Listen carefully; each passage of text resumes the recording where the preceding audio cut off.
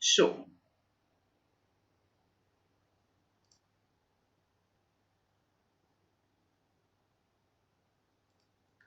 Então, gente, vamos dar início à nossa aula número 3, né, de finanças públicas, voltada hoje com o assunto planejamento e orçamento, ok? Obrigada. E aí, nesse assunto de planejamento e orçamento, nós vamos iniciar sobre o aspecto do que é o planejamento para a administração pública e, em seguida, vamos ver os instrumentos orçamentários existentes, né? E como eles são importantes para o momento da administração pública, né? E eles, de fato, vão orientar muito os aspectos das finanças públicas dentro do nosso aspecto na administração pública, tá? E aí, eu coloquei para vocês aqui essa definição, que foi muito interessante, que eu gostei, que planejamento é um processo contínuo, né?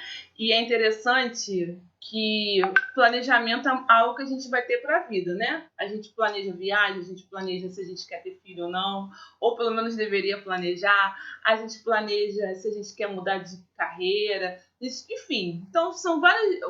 É algo que a gente vai sempre estar fazendo, né, na nossa vida. E dentro da administração pública também deve ser esse processo contínuo. E dinâmico, né, que consiste em um conjunto de ações intencionais, integradas, coordenadas e orientadas, que pode ser tanto de curto, médio e longo prazo, né? Por exemplo, um aspecto que a gente está falando, né? A gente tem o nosso planejamento financeiro, né, familiar. Então, dentro do nosso planejamento financeiro familiar, eu posso definir qual vai ser o meu planejamento para o próximo mês de junho, ou assim como eu posso planejar o que eu vou fazer para o próximo ano, ou daqui a 5 anos, a minha previdência, enfim, eu posso definir como vai ser esse planejamento, então, curto, médio ou longo prazo, para tornar realidade um objetivo futuro. Ou seja, eu planejo porque eu tenho um objetivo, né? Eu quero alcançar algo, né? De forma a possibilitar a tomada de decisões antecipadamente e objetivando a efetividade das políticas públicas. Ou seja, quando eu tenho um planejamento que eu sei aonde eu quero chegar, meu objetivo, eu consigo me antecipar nas minhas decisões. E muito mais provável que eu venha a ter uma efetividade nas minhas políticas públicas, ou seja, nas minhas ações mesmo para a minha sociedade, tá? E aí eu trouxe também essa aqui, ó. O que significava, então, planejar, né? Então, olha lá, planejar significa pensar antes de agir. Ah, o que eu vou gastar no mês que vem? Ah, sei lá, vou esperar vir as contas. Não tenho nem noção quanto que vai vir minhas contas no mês que vem. Como assim? Você não vai planejar o quanto que você vai gastar em cada despesa dentro da sua casa? Você não sabe quanto que é a sua receita, ou seja, o seu salário? Você precisa pensar como você vai executar essas suas despesas em casa. Então, vamos pensar antes de agir, né? Pensar sistematicamente, com método, e explicar cada uma dessas possibilidades. Analisar as respectivas vantagens e desvantagens e propor-se objetivos, né? Então, lá, é olhar para o futuro sem perder a vista do presente, né? Eu sempre falo, quando você até vai poupar um recurso financeiro para sua casa, né? Ou para a sua vida pessoal, vamos dizer assim, você não é que você não esteja usufruindo do seu presente, mas você vai deixar uma quantia guardada porque você também sabe que existe um futuro, né? E ter visão sistêmica, ou seja, uma visão de um todo. Pensar além no tempo e no espaço, né? Então, eu vejo que planejamento é algo para a vida, né? Vida profissional, vida pessoal, em todos os aspectos que a gente vai estar atuando, né? Dentro aí das organizações e fora delas também. E aí, eu trouxe para vocês aqui sobre o aspecto da administração pública, que foi bem interessante, que eu tive de um colega chamado Fábio Siqueira, que colocou, e eu achei muito, muito interessante quando ele trouxe. Por que a gente planeja e é importante do planejamento na administração pública? Lembra que a gente falou? Nós temos uma Constituição que determina vários direitos e obrigações para esse Estado, para cada um desses entes federativos. Logo, se eu tenho obrigações a ser cumpridas, essas obrigações, eu tenho um recurso. que não significa que esse recurso vai ser o suficiente para atender todas essas demandas. Se eu sei que os meus recursos são escassos, eu preciso adequar, planejar como eu vou aplicar cada um desses recursos. Então, é preciso reconhecer a existência, né, de múltiplos recursos e, particularmente, o quê? O poder e o tempo, né? Então, o que acontece? Na administração pública, né, a gente vê nas organizações como no setor privado, existe muito essa questão de, às vezes, uma empresa familiar, que é um único gestor, ou até numa empresa que tenha um conselho de administração e tudo mais. Mesmo assim, você tende a ficar um determinado período, né? Aqui a gente sabe que na administração pública há uma certa rotatividade, vamos dizer, dos nossos cargos estratégicos dentro da administração. Então, sabe-se que existe um tempo determinado e que existe a questão daquilo que é prioridade, ou seja, como é importante para aquela equipe que está ali naquele momento, né? Então, por isso que a gente fala particularmente o poder e o tempo. E aí, nisso, né, a gente fala do poder e o tempo, o poder é constituído por um campo de pressões difusas entre vários atores sociais, ora em conflito, ora em cooperação, que determina a viabilidade política do plano, né?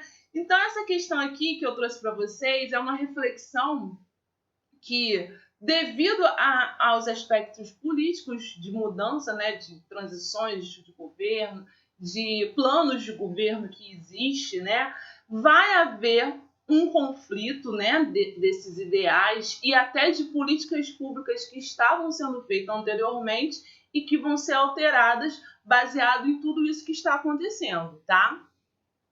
E o tempo é um recurso escasso. Por que o tempo é um recurso escasso também?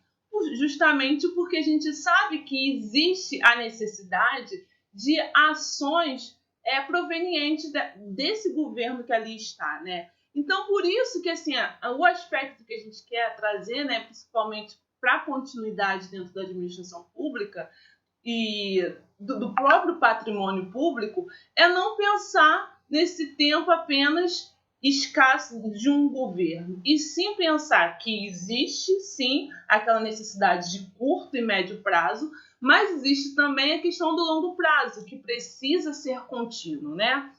Então, pensar a longo prazo sempre foi um desafio dentro da administração pública, devido a essas transições. Também os anos de hiperinflação e instabilidade econômica da década perdida prejudicaram esse pensamento, né? Então, só a partir da estabilidade da moeda que esse conceito começou a ressurgir mais dentro da administração. Mas, assim, vocês vão ver ao longo do tempo, e até pelo que a gente conversa muito, a gente ainda tem esse resquício de pensar muito no curto prazo dentro da administração pública, quando não deveria, porque no setor, a gente sempre fala do setor privado, a gente tem um plano estratégico que impulsiona aonde aquela organização quer chegar daqui a 10 anos, 15 anos, quais são os objetivos e tudo mais, né? E a gente tem essa dificuldade de trazer para a administração pública, né? E aí eu trouxe para vocês o que seria longo prazo, médio prazo e curto prazo, né? O longo prazo seria o nosso plano estratégico, né?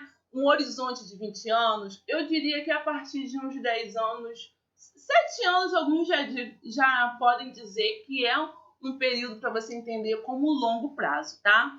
Médio prazo é o nosso plano plurianual, né? É o nosso plano que a gente tem de 4 anos, né? E o curto prazo, nós dizemos que é a nossa LDO e LOA. Esse PPA e o LDO e LOA, que vai ser o foco, né, e o objeto do nosso estudo de hoje, tá? Então, aqui, seguindo o próximo slide, o que a Constituição Federal determina? Então, por que a gente tem o PPA, a LDO e a LOA? Então, como a gente conversou, nós temos os entes federativos constituídos de forma rígida e a Constituição Federal é a nossa legislação que determina como esses entes federativos devem seguir. E nessa Constituição Federal é determinado pelo artigo 165 Leis de iniciativa do Executivo. Percebam que as leis é do Poder Legislativo, eles que devem criar leis. Todavia, o artigo 65 determina que a lei deve ser de iniciativa do Executivo. Estabelecerão o plano plurianual, as diretrizes orçamentárias e os orçamentos anuais, né? E aí, essas leis é determinada para cada chefe do Poder Executivo, ou seja, União, Estados, municípios e Distrito Federal. Um destaque que eu sempre coloco para vocês, que ela é uma lei ordinária, privativa e indelegável, ou seja, o Poder Executivo não pode transferir essa ação para nenhum dos outros poderes, tá ok?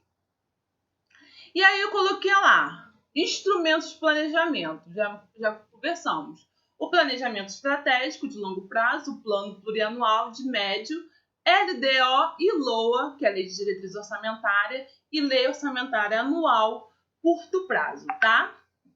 Seguindo adiante, vamos conversar o que significa, pessoal que conversou aqui, que nunca trabalhou, que não está habituado, né, para saber o que cada um é dele, o que significa cada um deles. O nosso PPA é aquele que contempla o que o governo pretende realizar em um período de 4 anos, tá? Um exemplo, concebe vários programas para resolver problemas. Eu preciso verificar que não tenho uma educação que atenda toda a minha população. Logo, o meu governo pretende o quê? Construir 50 escolas para atender mais a sociedade. Isso vai estar escrito no meu PPA. Um programa para resolver um problema. A minha LDO, ela vai nortear, vai orientar a minha lei orçamentária anual, que nós chamamos que é a ponte entre o meu PPA e a minha LOA. Então, no meu PPA, eu digo que eu preciso construir 50 escolas para atender essa sociedade relacionada à educação. Na minha LDO, vai falar o seguinte, então, no ano 1, você vai construir, você governo, né, eu, executivo e tudo mais, vamos construir 10 escolas que estão previstas aonde? No PPA, tá ok? Tá.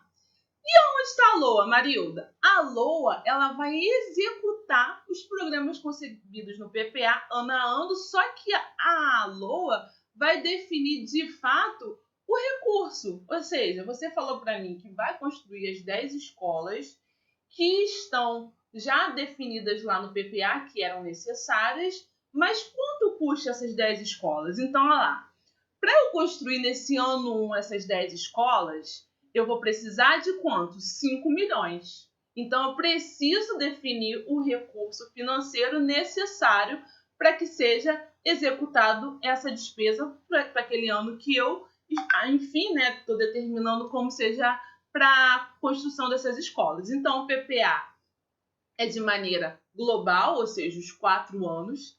A LDO vai definir quanto para cada ano, né? E a LOA vai definir os recursos financeiros, tá? Então, isso é um exemplo básico, né, do que significa o papel de cada um desses instrumentos de planejamento orçamentário. E aí eu vou conversar um pouquinho mais de cada um deles, tá? PPA, gente, então olha lá.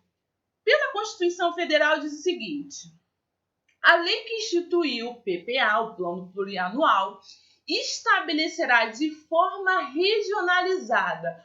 O que, Marilda, de forma realizada? As diretrizes, os objetivos e metas da administração pública federal para as despesas de capital e outras delas decorrentes, e para as relativas aos programas de duração continuada. Vejamos, Marilda, o que você quer dizer com isso?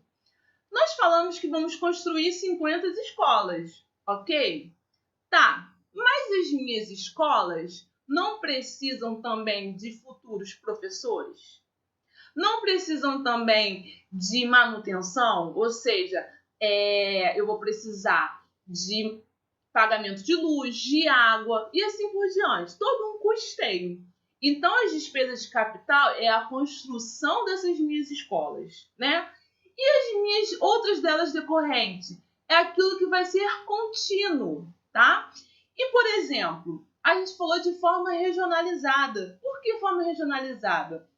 Eu preciso atender a verificar qual é a região que eu vou construir essas escolas. Eu vou construir tudo aqui na região metropolitana do Rio de Janeiro? Vai ser no Norte Fluminense, Baixada Litorânea, Costa Verde? Vai ser onde que vai ser o meu aspecto regional? Ou até sobre o aspecto do município, Zona Oeste, Zona Sul, no nosso Brasil, né, vamos dizer como um todo, Norte, Nordeste, preciso definir esses aspectos. Então, o PPA é estruturado dessa forma na hora de ele ser elaborado. Então, essa regionalização, ela tem o objetivo de que regiões mais pobres devem ser contempladas com maior nível de investimentos, para que a gente venha diminuir as desigualdades sociais. Então, quando o legislador da Constituição Federal definiu que é de forma regionalizada, o objetivo, né, é que fosse ao longo do tempo essas desigualdades que existem, né, fossem reduzindo para que tivesse, né, os recursos para que atendesse essa sociedade que estavam marginalizada como um todo, tá? E aí, seguindo aqui, esse aspecto é muito importante, gente. Nenhum investimento cuja execução ultrapasse um exercício financeiro poderá ser iniciado sem prévia inclusão no plano plurianual ou sem lei que autorize a sua inclusão, sob pena de crime de responsabilidade. O que significa isso, Marilda? Um exemplo. Você vai construir um hospital e não estava definido no PPA, ok? Construiu um hospital e não estava definido no PPA. Essa construção desse hospital, se ele tiver na sua lei orçamentária anual, né, informado e tudo mais, ok.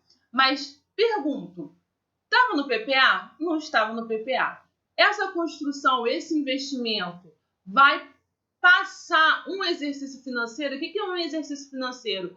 Um ano, começando no 1º de janeiro, termina 31 de dezembro.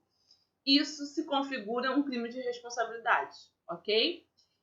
Então, para que isso não aconteça, precisa ter uma lei que autorize essa construção. Ou seja, você está fazendo um novo investimento no ente público que precisa ser autorizado pelo legislativo. Ou seja, PPA ou lei que autorize esse investimento novo, tá?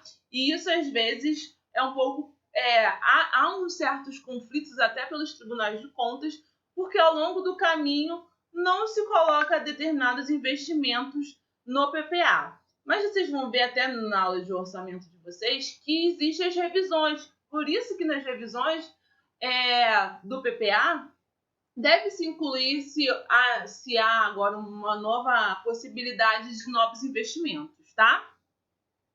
Então isso é importantíssimo, por isso que eu quis deixar para vocês.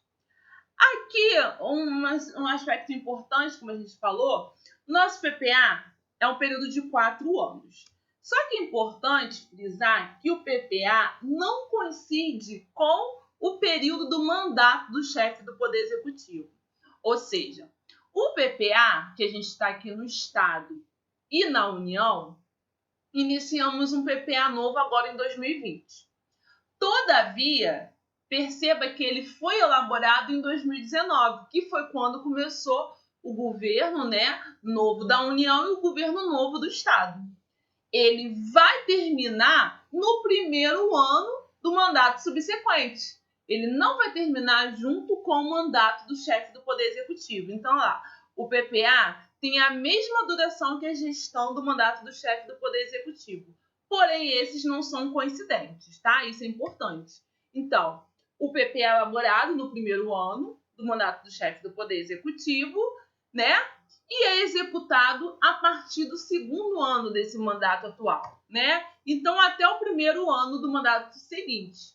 Vai ser agora de 2020 até 2023. Só que o governo do Estado e da União, dos atuais, né? Vamos dizer que não esteja eleições vão terminando por aqui, acaba em 2022.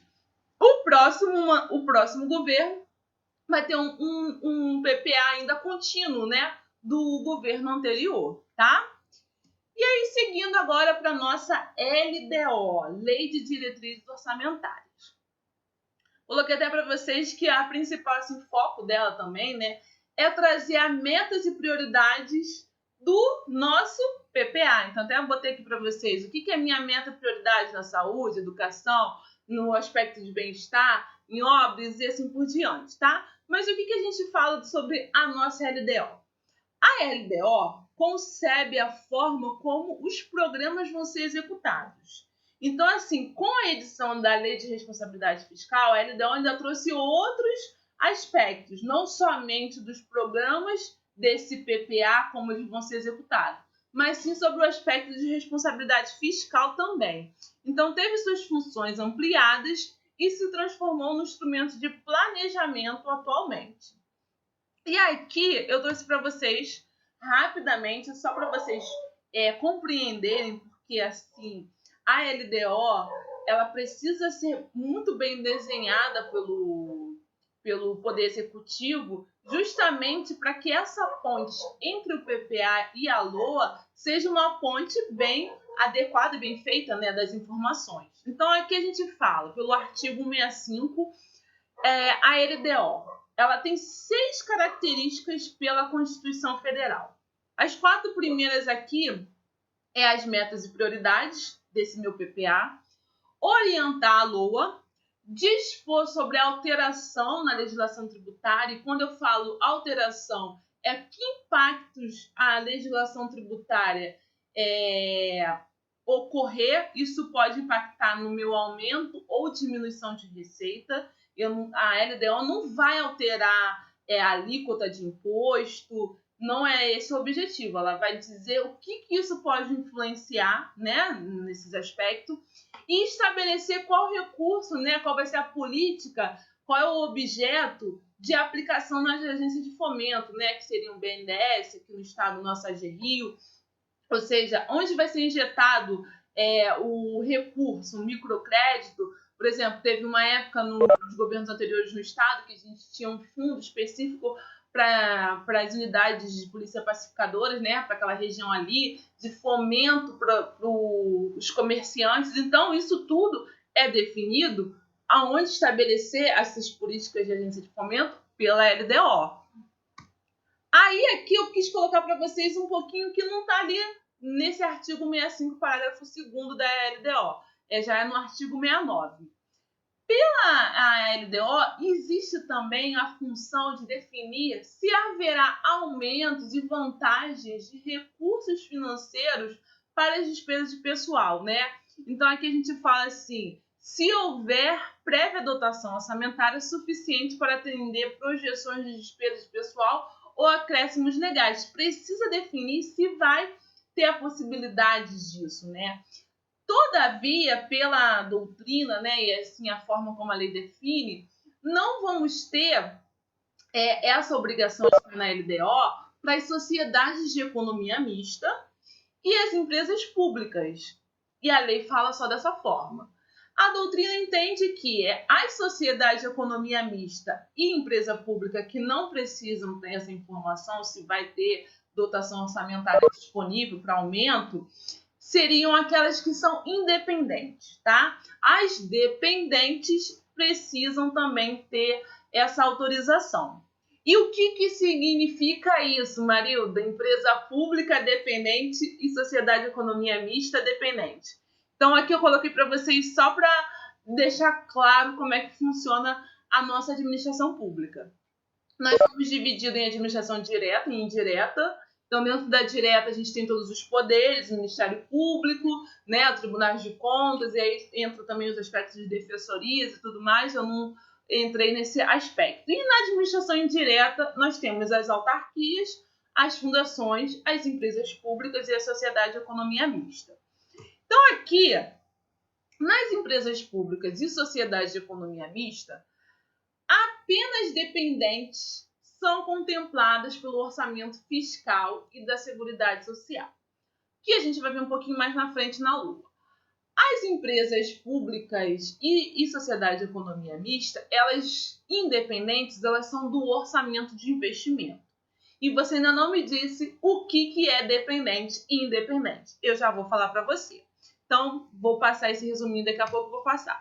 A estatal dependente é aquela em que recebe recurso financeiro do ente majoritário, ou seja, a União, Estado ou município, para o custeio de despesa de pessoal, o custeio da sua manutenção ou ainda para despesas de investimento. Ressalvado, né, ou seja, o que não entra nesse aspecto, seriam os recursos de investimento para aumentos de capital social, que uma empresa independente pode receber normalmente. Agora, se eu recebo recurso financeiro para pagamento de despesa pessoal, para pagamento de manutenção do meu custeio funcional que existe, né? Um aluguel, uma despesa de luz, e aí vai, eu sou uma estatal dependente. Eu sou uma empresa pública ou uma sociedade de economia mista dependente. Se eu não recebo para isso, então eu sou independente. E a gente fala que o ente público ele pode ser controlador direto ou indireto, tá?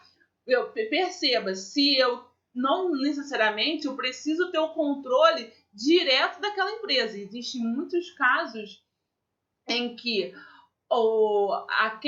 aquele ente público, né, vamos dizer o Estado ou a União, ele não tem diretamente o controle de determinada empresa, mas existe uma empresa em quem ele tem um controle total ou maior, né, vamos dizer, como grande controlador daquela organização, devido a ele é indiretamente responsável por outras subsidiárias daquela empresa, tá?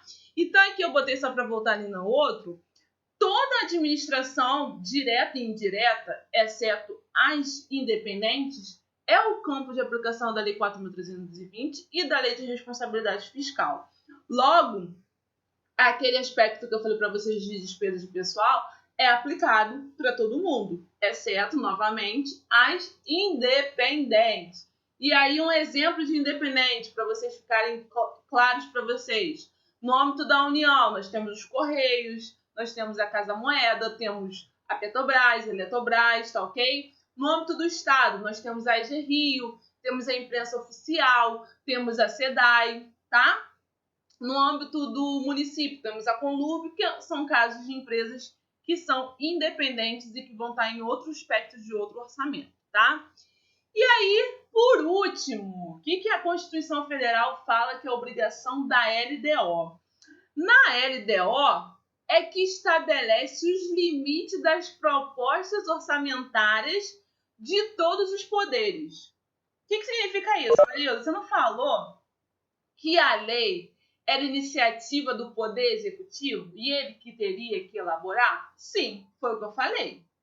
Só que cada um dos poderes, eles vão elaborar a sua proposta orçamentária, né? Que é o próximo campo que a gente vai ver, que é a LOA. Eles vão elaborar o que a gente chama o projeto de lei orçamentárias deles, especificamente do órgão deles, dos poderes deles. E quem vai definir qual é o percentual, geralmente, sobre a receita que cabe a um desses poderes? A nossa LDO. Então, olha lá, estabelece os limites das propostas orçamentárias de todos os poderes e do Ministério Público. Então, quando os poderes ou o Ministério Público vão elaborar suas propostas, né, orçamentárias, tem de obedecer aos limites estipulados pela LDO, tá? Então, esses são os 6 principais características da LDO pela Constituição Federal e pela Lei de Responsabilidade Fiscal. Então, a gente diz que tem mais 6 características, né? 6 principais características pela Lei de Responsabilidade Fiscal. Equilíbrio entre receita e despesa, ou seja, é importante que eu tenha sempre um orçamento equilibrado, que aquilo que entra vai ser possível para gerir, para aplicar naquilo que é necessário. Critérios e formas de limitação de empenho, que é até um caso que a gente está vivendo agora, né? Ou seja, se reduzir a minha receita, a minha expectativa de receita devido a alguma situação, como é que vai ser o meu limite de empenho? Como é que eu vou definir redução de limite de empenho para os meus órgãos, né, para as secretarias, enfim, como é que vai ser esse caminho? E as normas relativas ao controle de custo, avaliação dos resultados dos programas financiados com recursos orçamentários. Isso é uma outra característica. E condições de exigência para a transferência de recursos, tanto para entidades públicas como entidades privadas. Como é que vai ser essas condições? Principalmente quando a gente fala de transferências voluntárias dos nossos convênios, tá? Além dessas 4 que a gente colocou, temos mais 2 que a nossa Lei de Responsabilidade Fiscal define. É o que a gente até ouve falar muito, e vocês vão estudar bem sobre isso na Lei de Responsabilidade Fiscal, que é uma disciplina de vocês, que é o anexo de metas fiscais, né? Então, olha lá, vai ter um anexo específico para tratar de metas fiscais, onde vai estar lá a minha receita, a minha despesa, resultado primário, resultado nominal e o montante da minha dívida pública, tá? Isso tudo vai estar lá definido em valores correntes e constantes para o exercício que eu estou, né? Vamos supor 2020, mais os 2 subsequentes. E o anexo de riscos fiscais, né? Esse é, então, um outro anexo que há muita discussão, né? Até porque isso, de fato, é uma informação que o ente público deve definir como que é aquilo que poderia ser uma obrigação que ele não sabe ainda ao certo se vai acontecer ou não, né? Então, é algo que a gente fala passivos contingentes, ou seja, obrigações possíveis que eu preciso definir como, aí a gente considera alguns parâmetros como provável, possível, remoto, e quanto isso vai me onerar, né, se eu vier a ser executada. Eu até coloquei para vocês aqui alguns casos, né, que poderiam deixar a gente de cabelo em pé, o gestor. Então, frustração de arrecadação, dívida de processo de reconhecimento, assistência diversa, né, assunção de passivos,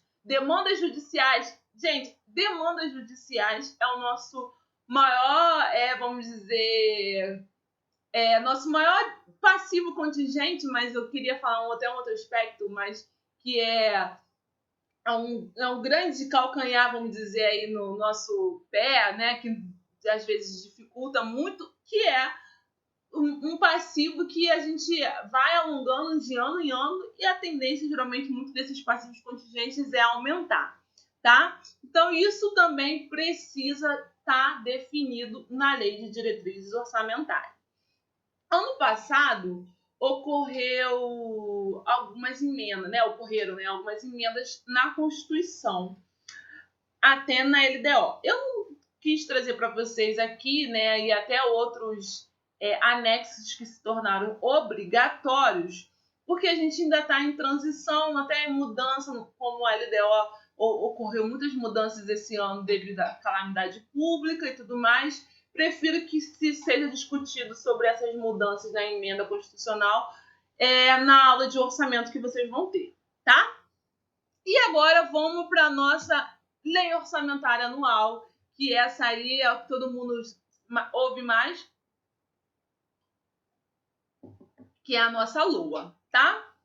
Então ela é o que a gente fala o tempo todo, em todas as secretarias, enfim, em todos os órgãos que quem está trabalhando na área financeira, só fala de LOA, agora é o momento de elaborar a LOA, e assim, a execução da LOA, e assim vai. Então, a nossa lei orçamentária anual, a gente, de maneira prática, ela é una, que a gente fala, embora ela possa ter uma certa divisão, como está aparecendo aí para vocês, de 3 orçamentos específicos, mas a gente tem o princípio da unidade. Ela tem um aspecto da anualidade, ou seja, de ser apenas naquele ano, ou seja, todos os anos precisa ter uma nova lei orçamentária anual. E também o aspecto de estar ali apresentando todas as receitas e despesas que aquele ente vai ter como previsão e fixação previsão de receita e fixação de despesa, tá? Ela vai executar tantos os programas que estão ali no PPA, né, orientadas pela Lei de Diretrizes Orçamentárias. Os nossos três principais, e que são definidos pela nossa Constituição Federal. É o orçamento fiscal, o orçamento da Seguridade Social e o orçamento de investimento, né? Então, eu sempre falo que a gente, para definir onde eu tô, em qual orçamento que eu estou ligado, a gente pensa da seguinte forma. Primeiro, dentro do orçamento da Seguridade Social. O que é o orçamento da Seguridade Social, Marilda? Previdência, assistência social e saúde. Então, eu estou ligada à Previdência, assistência social e saúde, eu sou o orçamento da Seguridade Social, ok? Sou uma estatal independente. Correios, SEDAI, Conlurb, sou ligada ao orçamento de investimento.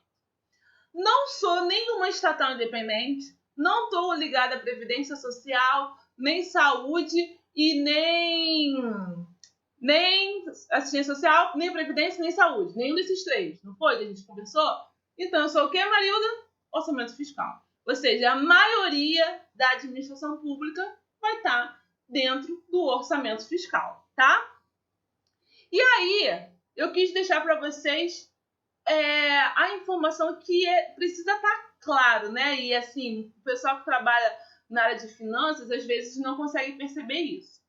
O que precisa estar claro para vocês?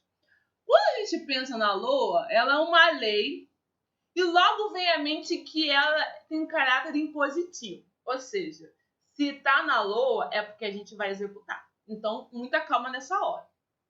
Porém, no caso da nossa lei ordinária que institui o orçamento público, ela tem apenas um caráter autorizativo. Então, e eu vou dizer para vocês, e é o que a gente vai ficar como foco do nosso estudo, a regra é que ela vai ser apenas autorizativa. Mas já ocorreram agora, recente, nos últimos anos, umas mudanças e tem parte delas atualmente que é impositivo, tá? Mas então a regra, como um todo, a lei orçamentária anual, ela é autorizativa, tá? E não impositiva em regra. Pois não vincula a administração pública a fazer o que está previsto na LOA. Quer dizer que mesmo que esteja escrito lá que eu ia gastar, por exemplo, 5 milhões com 10 escolas, se no momento lá desse ano eu resolver agora não construir mais 10 escolas, só construir 2, eu posso fazer só 2 escolas? Pode. Você não pode passar de 10 escolas. Mas não significa porque estava lá que era para 10 escolas que você é obrigado a construir as 10 escolas, tá? Há uma certa, há discricionariedade conforme a conveniência e a oportunidade do poder público, tá? Então, isso precisa estar claro. Outro aspecto aqui. A LOA é uma lei em sentido formal, mas materialmente ela é um ato administrativo. E ela vai ser esse aspecto formal justamente pela necessidade que a gente falou do princípio da legalidade, que o gestor público, nós como administradores como um todo, precisamos de um ato legal para construir esse ato administrativo ao longo de todo o período da execução, tá? Nesse sentido, pode-se dizer que a LOA é um ato-condição, pois só poderão ser efetuados gastos, se houver previsão no orçamento. Então, eu tenho a previsão, aquela fixação ali no meu orçamento, sou autorizado por quem? Pelo legislativo. Ok, foi autorizado, tá? Mas não é um ato em regra, porque não vincula a administração pública a executar o que foi previsto no orçamento. Por quê, gente? Porque existem mudanças, Agora, como a gente conversou, frustração de receita. Então, se eu não tiver receita suficiente para conseguir aplicar naquela despesa, então eu não vou aplicar naquela despesa, tá? E ali, o que o STF fala sobre isso? Então, o STF pronunciou-se desta forma. O gasto só pode ser efetuado se tiver autorização na LOA, mas este fato não obriga ao poder público executá-lo. é apenas uma natureza autorizativa. Então, isso tem que ficar sempre bem claro na mente, assim como água cristalina, que a LOA é apenas autorizativa, ela não é impositiva, então não existe aquela coerção de fato executar aquela despesa, tá?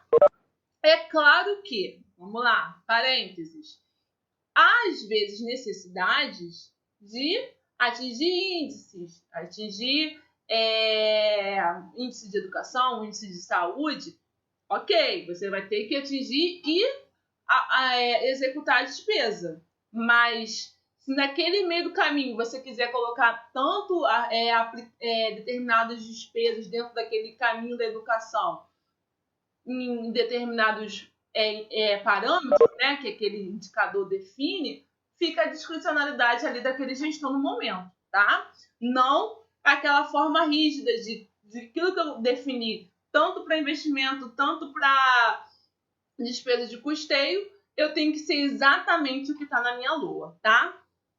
E aí, seguindo mais um pouquinho, gente, para ficar claro. O exemplo resumido da nossa LOA. Eu tenho uma previsão, certo? Com uma estimativa de receita e vai ter uma fixação dessa minha despesa, né? E aí, eu tenho um contexto que a gente chama de receitas públicas e despesas públicas. E aqui eu vou falar que eu estou bem no aspecto um pouco mais estrito senso, porque receita pública, no aspecto, tanto receita como despesa, no aspecto mais lato sensu e tudo mais, ele tem o aspecto de dizer que é todo o ingresso de recurso financeiro e toda a saída de recurso financeiro, mas a gente vê que às vezes tem alguns aspectos que não entrariam aqui, tá? Embora também diverge de outros tipos de nomenclaturas que vocês vão estudar em outras disciplinas, principalmente na contabilidade pública, tá? Então, a gente diria que a gente tem as receitas correntes e as receitas de capital, assim como as despesas correntes e as despesas de capital. Sendo as minhas receitas correntes e despesas correntes receitas contínuas e as despesas correntes despesas contínuas que financiam a minha máquina pública, né? Eu falo que é o meu custeio. Enquanto eu tenho as minhas receitas de capital, que seriam minhas receitas eventuais, por exemplo, uma operação de crédito, uma venda de ativo, né, através de alienação, e a minha despesa de capital seria financiado com esses investimentos, né, com essas operações de créditos, com essa venda de ativo. Então, financia a expansão, o aprimoramento, do aperfeiçoamento do meu serviço público. E aí eu coloquei para vocês aqui, ó. Em regra, as minhas receitas correntes, ou seja, as minhas receitas que são contínuas, ela financia a minha máquina pública, o meu custeio. Isso é a regra. Então, receita corrente, ela vai financiar a minha despesa corrente. O que sobra disso, que a gente chama de superávit do orçamento corrente, ele vai ser o quê? Para financiar o meu investimento, financiar esse aprimoramento do serviço público, tá? Ou seja, na minha construção de hospital, em construção de novas escolas e aquilo que a minha sociedade estiver precisando, no metrô, né? E assim por diante, tá? E aí, seguindo mais um pouquinho, botei para vocês aqui para a gente relembrar. PPA, programação para 4 anos, LDO é a minha meta para o ano, né? E a LOA é o recurso para um ano. Antes de deixar para vocês aqui, da LDO, um adendo, assim, uma observação que é importante. A LDO, a gente fala que ela é um ano, mas muitos doutrinadores, até eu concordo muito, ela seria mais que um ano. Por quê? Ela é elaborada primeiro, que a gente vai ver aqui, eu vou mostrar para vocês no gráfico, e depois da sua elaboração e aprovação pelo Poder Legislativo, ela vai ser importante para orientar a minha LOA. Então, ela, embora ela seja de um ano, ou seja, a LDO de 2020 seja para esse ano, ela também, em 2019, quando foi aprovada, ela já orientou a minha LOA. Logo, então, ela tem um papel de ser mais que um ano, né? De ter essa extensão justamente pela funcionalidade dela. Então aqui, ó, vou mostrar para vocês o calendário do aspecto do Estado. Mas quando vocês forem estudar numa disciplina de orçamento, vocês vão ver o calendário provavelmente pela União, até pelo município do Rio, porque isso fica de acordo com as suas constituições, né? Com a Constituição, no caso federal, a Constituição aqui do Estado e também a Lei Orgânica do município. Então aqui um exemplo. A Lei de Diretrizes Orçamentárias, no caso, no ano passado, né, vamos dizer que foi 2019, ela foi elaborada, só que ela foi sem o anexo de metas e prioridades. Por que ela foi sem o anexo de metas e prioridades? Porque esse foi o ano do início do PPA, então você ainda não estava definindo ainda qual era o seu PPA, porque o PPA eu termino depois, eu começo primeiro com a LDO e depois que eu faço o PPA nesse ano. Então, olha lá, ele começa em fevereiro, só que em abril, 15 de abril, eu entrego para o Poder Legislativo. De lá, eu faço o meu PPA, tá? E também vou começando também a elaborar a minha LOA, tá? Os dois ali vão de acordo aqui com os cronogramas que a gente faz geralmente no Estado. Ambos eu tenho que entregar até quando, Marilda? Até 30 de setembro. Então, eu entrego 30 de setembro e entrego esse anexo de metas e prioridades da minha LDO. E aí já faço também a minha programação de execução, o que eu vou fazer para o próximo exercício. Aqui saiu errado, tinha que colocar 2020, tá? E ali, em janeiro de 2020, eu já inicio a minha programação, né, de acordo com aquilo que foi aprovado desses instrumentos orçamentários. Mas depois, prazo, como é que vai, o que acontece quando volta, se veta, como é que é sancionado, tudo mais, vocês vão ver tudo isso na disciplina de orçamento, tá? Vocês ficaram com alguma dúvida a respeito desse aqui? Deixa eu parar aqui para vocês.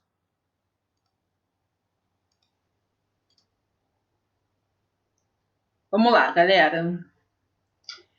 Vamos para os exercícios e a gente depois vai para a nossa última parte da nossa aula de hoje, que é a teoria na prática e reflexão.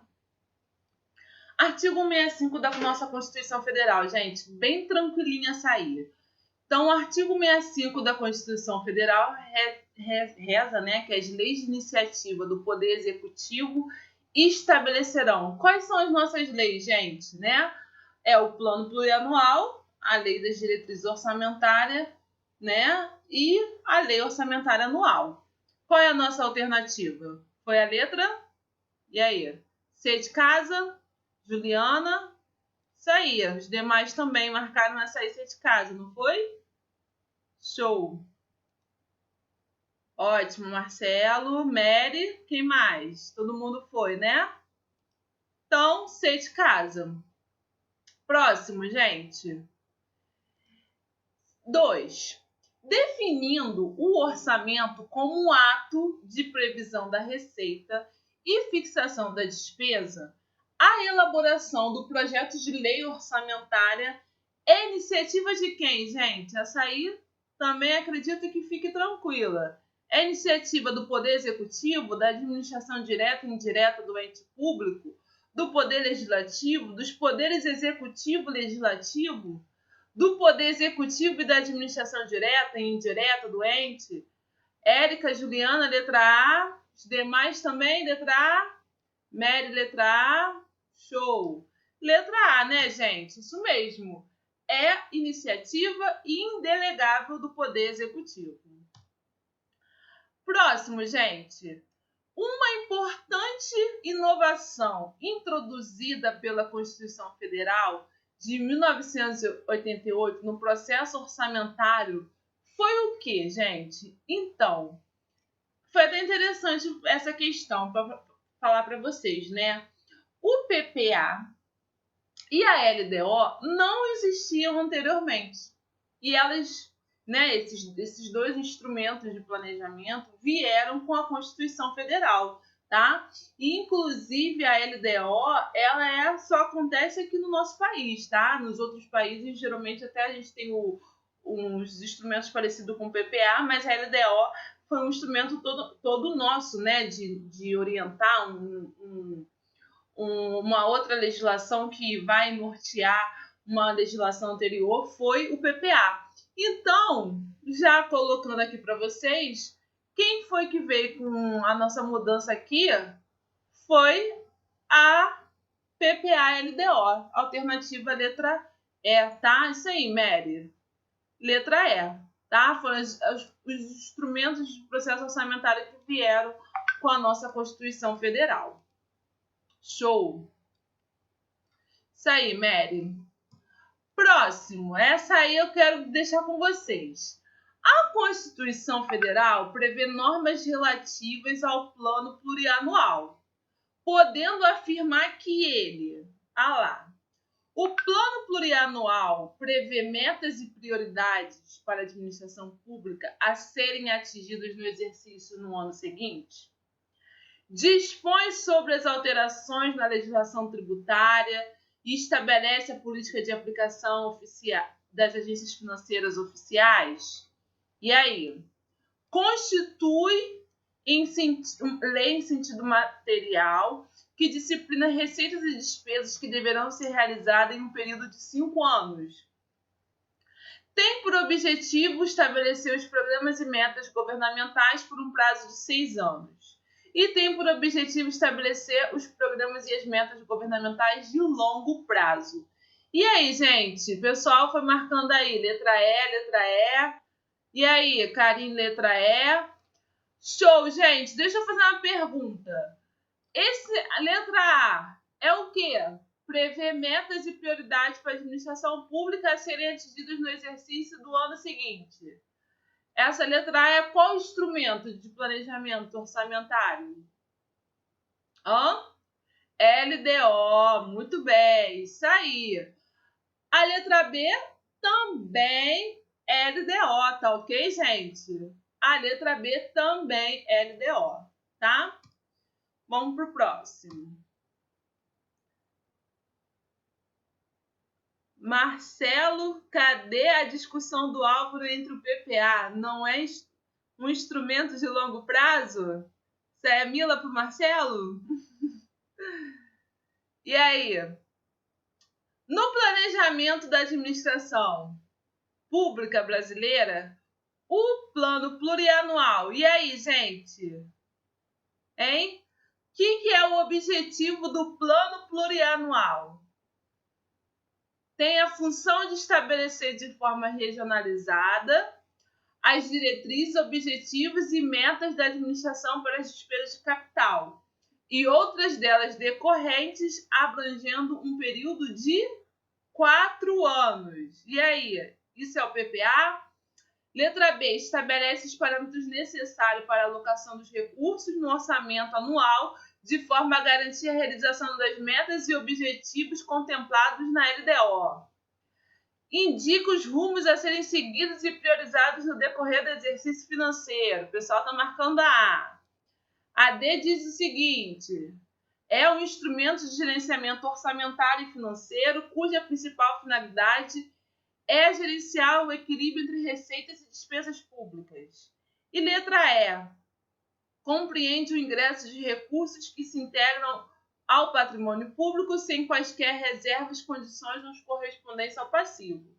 Isso aí, gente, eu vi que vocês estão marcando. É a letra A, sim, tá? As outras aqui estão tudo trocadas as informações. Então, letra A exatamente, vamos dizer, que a Constituição Federal determina, né? O que o PPA deve ser. Vamos para o próximo. Aqui, gente.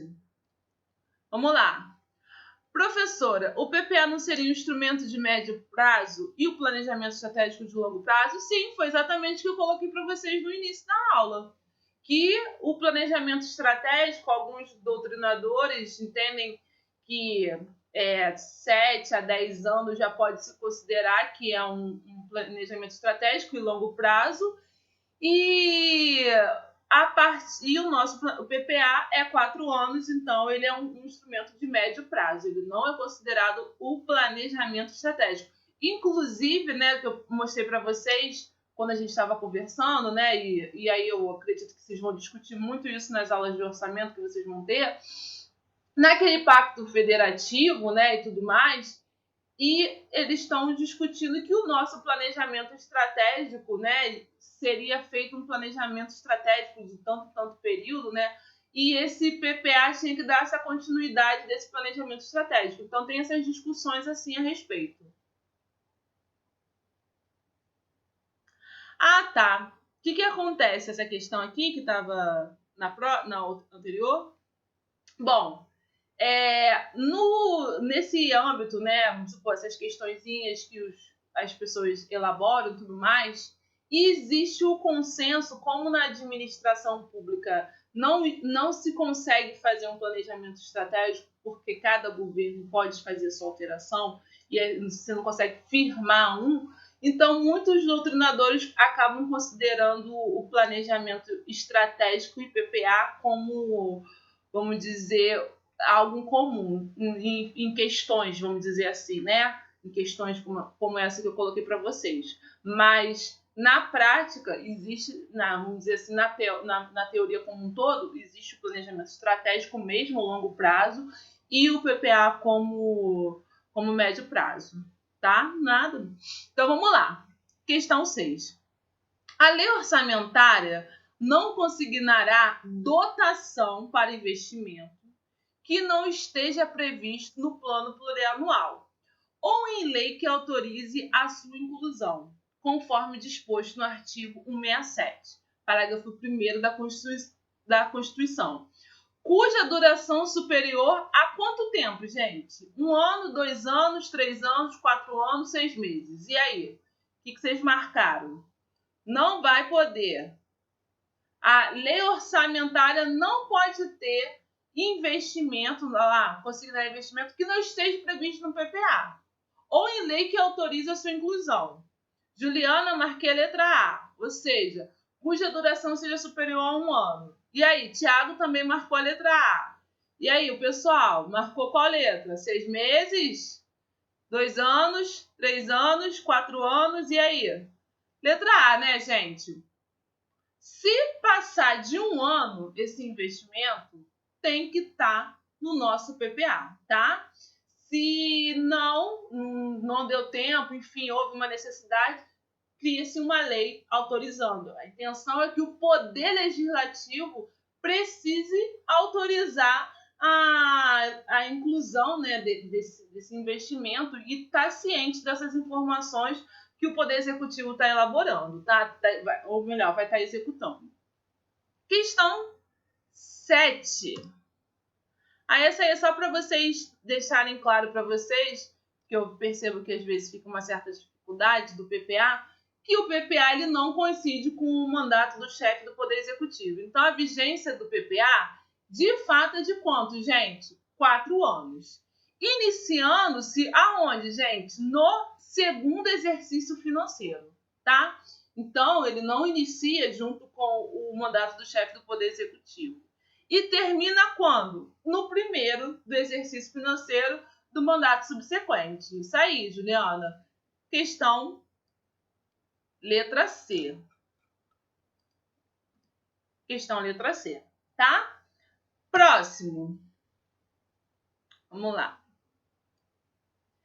Conforme a Constituição vigente, a lei que estabelece as prioridades para o exercício financeiro subsequente orienta a elaboração do orçamento, dispõe sobre alterações da legislação tributária, estabelece a política da aplicação das agências financeiras de fomento, bem como define as metas e prioridades em termos de programas a executar do governo. É a nossa linda, maravilhosa qual lei? Charmosa. Vamos lá, Lei de Responsabilidade Fiscal, letra C. O pessoal marcou D, mudou de ideia. Show! Isso aí! Lei de Diretrizes Orçamentárias. É ela, tá? Que vai dispor, né, sobre esses itens que a gente abordou ali no enunciado. Questão 9, gente. Deixa eu mudar aqui os quadradinhos, que eu fico cheio de quadradinho para um lado e para o outro. A lei das diretrizes deve, né, orçamentária deve, ser compatível com o plano plurianual e orientar a elaboração da lei orçamentária anual. Fixar o montante da despesa de capital destinada às empresas públicas de exercício corrente. Prevê a concessão de créditos ilimitados de alguma das unidades orçamentárias julgadas mais importantes para se alcançarem as metas do plano plurianual. Fixar o montante das operações de crédito que podem exceder o valor das despesas de capital. Estimar receita e fixar despesas para o exercício financeiro seguinte. E aí, gente, qual foi a alternativa? Juliana A, Tiago marcou A, Mary também A. E alguém marcou a letra E, não? A letra E é o quê, gente? Hã? Show, Karine, exatamente. Letra E é a nossa lua. Exatamente a alternativa letra A mesmo. Vocês estão certíssimos. Show. Questão 10. Nos termos da Constituição Federal, compõe a Lei de Diretrizes Orçamentárias. Então, aqui, o que compõe a nossa Lei de Diretrizes Orçamentárias? As metas e prioridades para os 4 anos? Não, né, gente? É metas e prioridades para o próximo exercício, não para os 4 anos. O orçamento fiscal, o orçamento de investimento das estatais e o orçamento da Seguridade Social. Isso aí é quem? A LOA, não é a LDO. C. Metas e prioridades para o exercício subsequente? Show. Alterações na legislação tributária? Show. Política de aplicação das registros oficiais de fomento? Essa aí, essa é a nossa LDO. A próxima alternativa. Programas de duração continuada, diretrizes e objetivos para as despesas de capital. Esses dois iniciozinhos aqui é o quê? PPA. Critérios para limitação de empenho é a LDO, sim, mas os outros é o PPA. E todos os investimentos cuja execução ultrapasse um exercício financeiro tem que estar no PPA, tá ok? Então, a nossa alternativa aqui, a gente marcou a letra C de casa, né? Isso aí, Juliana. C de casa. Os quadradinhos para cá. Vamos lá. Considerando-se o sistema de planejamento governamental, composto pelo Plano Plurianual, LDO e Lei Orçamentária, o PPA de iniciativa do Poder Legislativo. Nem continua, né, gente? Se é Poder Legislativo, iniciativa, não continua. A Lei de Diretriz Orçamentária de iniciativa do Poder Legislativo. Também não vou continuar, porque eu sei que é Poder Executivo. A lei orçamentária compreenderá as metas e prioridades da administração, incluindo as despesas de capital para exercício financeiro. Isso aí é quem, gente? LDO. O Plano Plurianual Iniciativa do Poder Legislativo também não é. E o último, a Lei de Diretrizes Orçamentárias estabelecerá a política de aplicação das agências financeiras oficiais de fomento. Isso aí, letra E. LDO. Show! Muito bem, Juliana. E aí, gente? Ah lá. A concessão de vantagens que todos nós estamos querendo, né? Aumento do nosso salário. A concessão de vantagem ou aumento de remuneração a servidor público, integrante de órgão ou entidade, consoante prévia de previsão na Lei de Diretrizes Orçamentárias, não se aplica para quem? Lá, autarquias ou empresas públicas, fundações e autárquicas, né? Sociedade de economia mistas e empresas públicas e sociedade de economia mistas e fundações autárquicas. Qual é a alternativa, gente? C de casa, né? Percebam que aqui eu não classifiquei independente ou independente, mas a doutrina fala que são as independentes, que não precisam ter essas informações na Lei de Diretrizes Orçamentárias, tá? Aqui, segundo a Lei de Responsabilidade Fiscal, a LDO enfoca entre outros temas. E aí, já está bem claro para a gente. Qual é outros temas que ela enfoca? Pela Lei de Responsabilidade Fiscal. Critérios para a limitação de empenho, diretrizes, objetivos e metas para as despesas de capital, orçamentos de investimento das empresas estatais, margem para autorização para abertura de créditos suplementares e autorização para operações de crédito por antecipação de aro. E aí, gente? Juliana marcou letra A,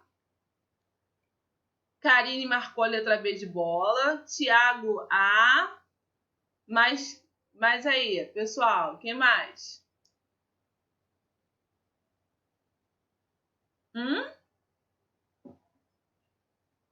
E aí? Foi? Alternativa, gente, letra A, tá? Critério para limitar empenho, como vai ser a limitação de empenho, que é o caso que provavelmente os entes estão fazendo agora, devido à mudança, né, a redução de recursos e tudo mais. Quem define isso é a nossa LDO. Diretrizes, objetivos e metas, né, das despesas de capital é o nosso PPA que vai definir isso, tá? O orçamento de investimento das empresas estatais está dentro da LOA. E essa aqui, gente, margem de autorização para abertura de créditos suplementares. Isso aqui já está na LOA, tá? A LOA já pode vir com essa margem de autorização de créditos suplementares, tá? E também essa aro aí, que é aspecto também que pode também vir dentro da LOA, se for o caso também, tá? Tiago veio para mim agora, 12C, que era anterior? Ok. Isso aí, Tiago, show. Tá? Então, passando adiante. Questão 13. Não consta na lei de diretrizes orçamentárias. E aí? Não consta na lei de diretriz orçamentária. Demonstrativo regionalizado do efeito dos benefícios de natureza fiscal, financeira e creditícia. Anexo de metas fiscais, anexo de riscos fiscais, política de aplicação das agências financeiras oficiais de fomento, critérios e formas de limitação de empenho em caso de não cumprimento das metas fiscais. E aí, Ju ficou na dúvida, marcou letra A. Mais alguém? Tiago B.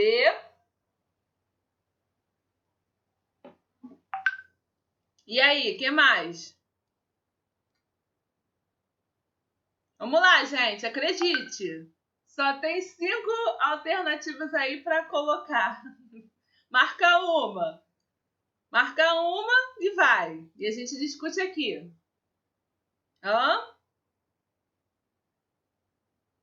Marcelo? E aí? Alan? C? Marcelo, vai na mais certa. A que você tem certeza que é. Alan, C de casa. E aí? Mais alguém, gente? Então vamos lá. Olha só. Critérios e formas de limitação de empenho em caso de não cumprimento das metas fiscais. Letra E. Todo mundo entende que sim? E aí? É o objetivo da LDO? Não é? A gente acabou de ver lá nas outras questões. Critérios e formas de limitação de empenho? Sim. Principalmente se você não cumprir as metas fiscais. Aqui, gente, olha lá. Anexo de metas. Se eu falei que tem a questão de metas fiscais, a minha letra B de bola, anexo de metas fiscais, tem na minha LDO, né? Se eu vou lá, vai ter essas informações das metas fiscais. Política de aplicação das agências financeiras oficiais de fomento. Conversei com vocês que é uma das características que define pela minha Constituição Federal. Ela vai dispor quanto de recurso que eu vou aplicar ao BNDES, qual vai ser, a gente fala assim, qual o setor da economia, eu vou querer um microcrédito para determinados microempreendedores. Como é que vai ser essas ações? Isso também está dentro da LDO. Anexo de riscos fiscais. Lembra que eu conversei com vocês sobre as demandas judiciais, que são os nossos passivos contingentes, né? Que vêm aos montes o tempo todo, né? E às vezes a gente não se dá conta desse montante que às vezes cresce, né? É dentro da LDO que vai estar lá. Inclusive agora essas questões que pode ter de frustração de receita, como você vai ter essa obrigação, né? Geralmente as procuradorias informam, né, que elas são responsáveis pela cobrança desses tributos e até outras dívidas ativas que possam ter, ela também vai informando ali para a gente compor esses riscos fiscais. E aí, Marido, só sobrou então a letra A. E aí? Demonstrativo regionalizado do efeito dos benefícios de natureza fiscal, financeira e creditícia. Esse demonstrativo regionalizado, ele não está na minha LDO, ele está na minha LOA, tá ok? Então, a minha alternativa é a letra A, tá? Então aí, quem foi que marcou? Deixa eu ver aqui. Juliana, né? Arriscou e acertou.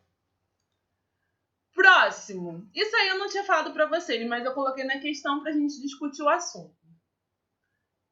Adriano, para todos, professora, pode falar.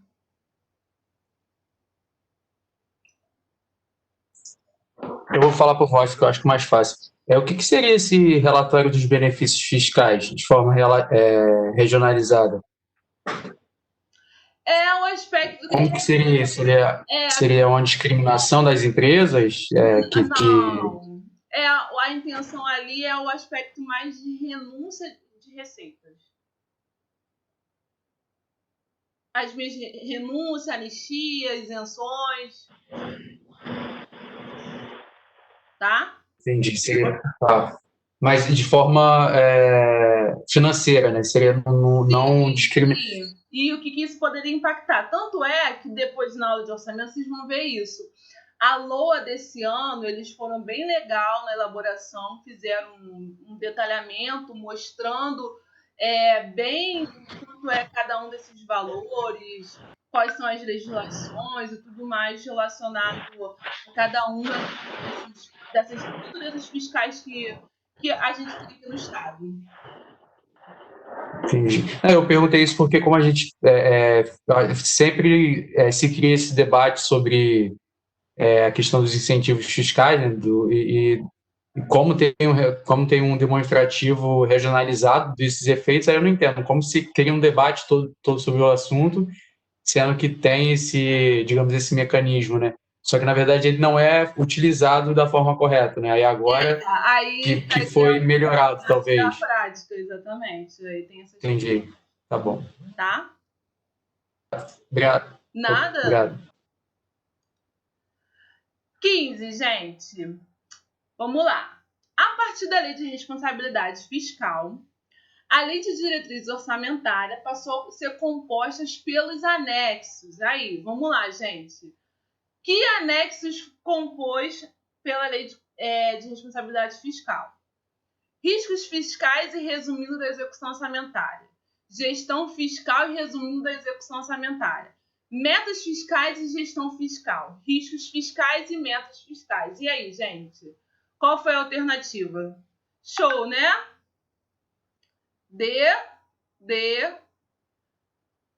Ótimo, gente. E aí, eu vou falar para vocês que quando vocês tiverem aula de orçamento, tem outros anexos agora que se tornaram obrigatórios pela Constituição, né? Houve uma emenda à Constituição. E aí eu não vou abordar esses anexos, e aí na aula de vocês, quando vocês estiverem de orçamento, vocês vão conhecer esses outros anexos que foram criados recentemente, tá? 16. De acordo com as normas constitucionais, o orçamento que engloba os recursos dos poderes, órgãos, fundos e entidades de administração direta e indireta inclusive as fundações instituídas e mantidas pelo poder público, é aquele denominado de que tipo de orçamento? Fiscal, da Seguridade Social, de investimento, base zero ou plurianual de investimento?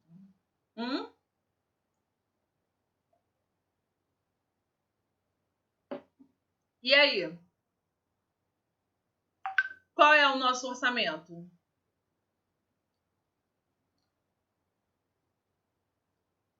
Tamo junto? Qual é o orçamento? Ah, isso aí. Tiago marcou aqui, letra A. Só Tiago?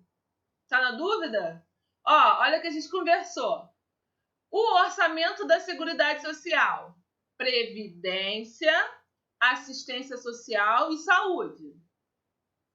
O orçamento de investimento para as estatais independentes. O restante que é para o que sobra para todo mundo. Só pode ser quem? O orçamento fiscal, tá? Tá certo que aqui na questão talvez vocês possam ter ficado meio assim porque não tá detalhadamente as informações. Mas é exatamente o que a Constituição fala, tá? Engloba os recursos dos poderes, né? Engloba os órgãos, fundos e entidades de administração direta e indireta, inclusive as fundações instituídas e mantidas pelo poder público. Quando fala da Seguridade Social, aí eles falam, engloba o orçamento da Seguridade Social, aí fala tal, que tem como objetivo previdência, assistência social e saúde, tá? Então, alternativa, letra A. Passando mais um pouquinho, gente. Essa aí pra gente ir rapidinho, pra gente ir pra nossa última parte. O orçamento de investimento compreende o quê, gente? Ah lá. O orçamento de investimento sempre coloca em mente. São as linhas estatais independentes, né? Em que o ente federativo, União, Estado, município, ele detém o quê? A maioria do capital votante, tá? Ele tem que ser a maioria do capital votante, podendo ser direto ou indiretamente, tá? Então, qual foi a nossa alternativa aqui que a gente colocou? As empresas que a União detenha é a alternativa letra E. Isso aí. Tiago, Juliana marcaram. Letra E. Show. 18, gente. Quadradinho aqui. Em relação ao Estatuto Legal da Lei Orçamentária Anual, no Brasil é correto afirmar: o orçamento é uma lei formal que apenas prevê as receitas públicas e autoriza os gastos, não criando direitos subjetivos e nem modificando as leis tributárias e financeiras. A LOA é uma lei temporária com vigência limitada a 4 anos, assim como o PPA e a LDO. E aí, gente, C. Sendo uma lei formal, a mera previsão da despesa na lei orçamentária anual cria um direito subjetivo, sendo possível se exigir por via judicial que uma despesa específica prevista no orçamento seja realizada. D. É uma lei ordinária e a LOA não pode ser considerada uma lei especial, isto é, não possui processo legislativo diferenciado e nem trata de matéria específica. E letra E. Como todas as demais leis orçamentárias, a LOA é uma lei complementar. E aí, o que a gente marcou? Letra A, Juliana, Tiago também marcou letra A. E aí? Essa aqui, gente, eu quis deixar claro para vocês a questão do direito subjetivo, ou seja, novamente, colocar que a lei orçamentária anual ela é apenas o quê? Uma autorização, tá? Ela é um rito material, a gente fala que ela é uma lei formalmente, mas ela é materialmente um ato administrativo. Então, letra A. Isso aí. 19, estamos acabando. Acerca da lei orçamentária anual, assinale a alternativa incorreta. Então, olha lá. a sua proposição dar-se por iniciativa do Poder Executivo. E aí, certo ou errado? Certo, né? Sua proposição dar-se por iniciativa do Poder Executivo. Essa é a nossa lei orçamentária anual. Letra B. O orçamento da Seguridade Social tem por objetivo reduzir as desigualdades regionais, conforme o critério de renda, índice e desenvolvimento humano e renda. Bom, gente, isso aí eu não falei para vocês, mas de fato essa questão aí é a alternativa incorreta. Por que, Marilda, existe isso, algum orçamento que tem o objetivo de reduzir as desigualdades por região? Sim. O orçamento fiscal e o orçamento de investimento, eles devem ser elaborados com o objetivo de reduzir as desigualdades sociais. Então, eles são baseados de acordo com a regionalidade, tá? Enquanto o orçamento da saúde, assistência social, né, e previdência não pode, é proibido ser elaborado dessa forma, tá? Aí os demais itens, né, estão todos corretinhos, aí eu vou dar uma puladinha para a gente seguir adiante para a próxima questão. Então, a alternativa incorreta aqui é a letra B de bola. E por último, Marilda, para a gente fechar com chave de ouro e a gente ir para a última parte da nossa aula de hoje. Deixa eu colocar meus quadradinhos aqui. A Constituição Federal, né, de 88, trouxe os nossos elementos e aí o que seria afirmativo relacionado ao nosso PPA, LDO e LUA? O plano plurianual deve definir as prioridades do governo durante o período que vai do 1º ao 4º ano do mandato presidencial. E aí? As prioridades dispostas no plano plurianual são estabelecidas com base em projetos de lei orçamentária anual, anteriormente aprovado pelo Congresso Nacional. 3. A lei orçamentária autoriza as despesas de acordo com a estimativa de receita e previsão de arrecadação, definindo que o Poder Executivo deve submeter ao Congresso Nacional o projeto de lei de crédito adicional, caso necessite incorrer em despesas acima que está previsto na LOA. E, por último, a assertiva 4ª, né? A Lei de Diretrizes Orçamentárias é uma lei ordinária válida apenas para um exercício. E aí, gente? Deixa eu botar vocês aqui em cima. Quais foram as alternativas aqui que vocês marcaram? A, B, C, D ou a letra E? Letra E, Tiago, considerando só as duas últimas corretas. E aí, pessoal? Juliana? Karine? Vambora. Marcelo? Érica? Mila? E aí? Vocês marcaram qual as outras? Todo mundo marcou a letra E? Mary E, Juliana E.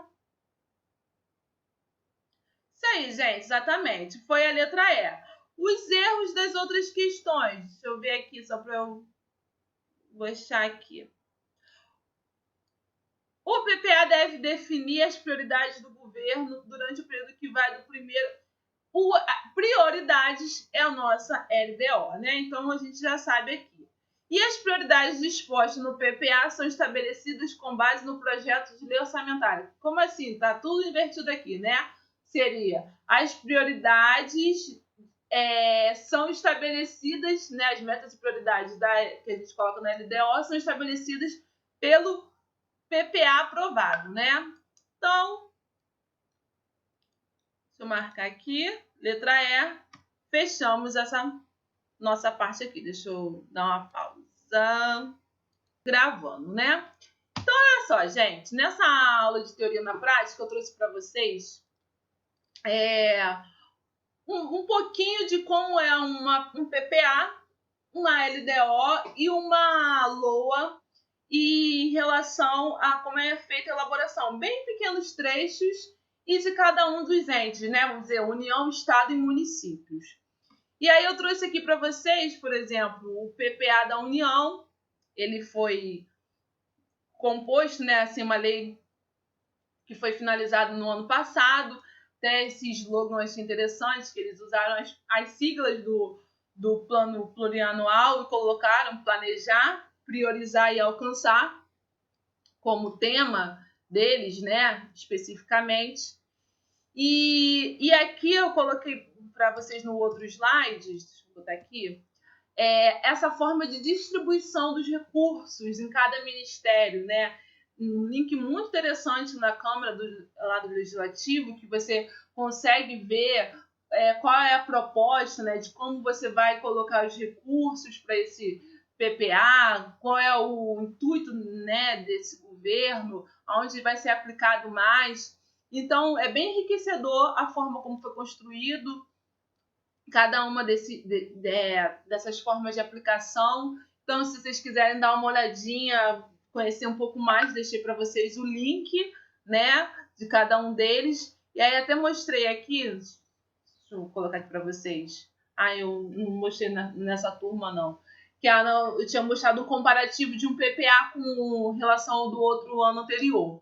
Aqui eu coloquei para vocês, nesse slide, como esse programa, eles consideraram o que é diretrizes, objetivos e metas que a gente conversou. Então, aqui eu escolhi a educação profissional e tecnológica. Então, aqui a minha diretriz: dedicação prioritária à qualidade de educação básica, especialmente a educação infantil, né? Órgão responsável, Ministério da Educação.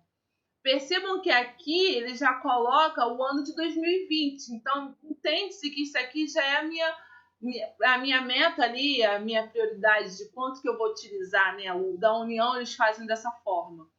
E aqui, ó, o meu objetivo, né? Ampliar o acesso à educação profissional e tecnológica, em especial nos cursos técnicos e qualificação profissional. E aí aqui ele bota aqui que seria essa meta, né? Elevar para 5 milhões o total de matrículas em cursos técnicos e curso de qualificação profissional até 2023.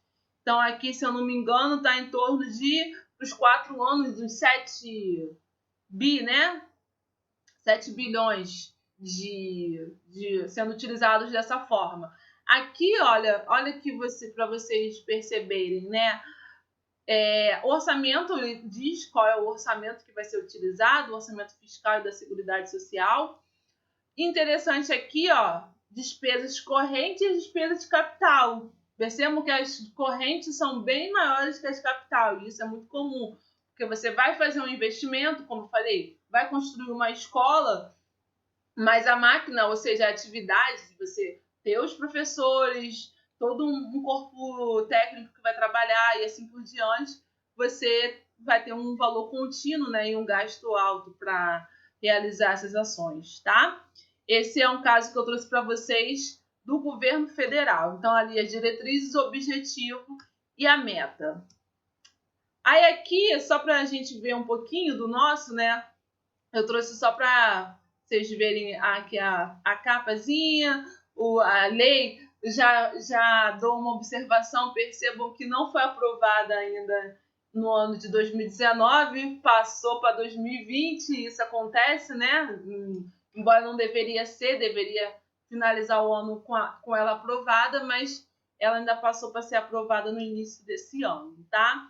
Aí aqui algumas mensagens do secretário, geralmente que tem e tudo mais. Deixa eu ver aqui se eu coloquei para vocês. Aqui a nossa, por exemplo, botei na área de educação para vocês verem. Aqui, ó, deixa eu passar aqui. O tipo, né, de educação na qualidade, o objetivo do programa que se quer.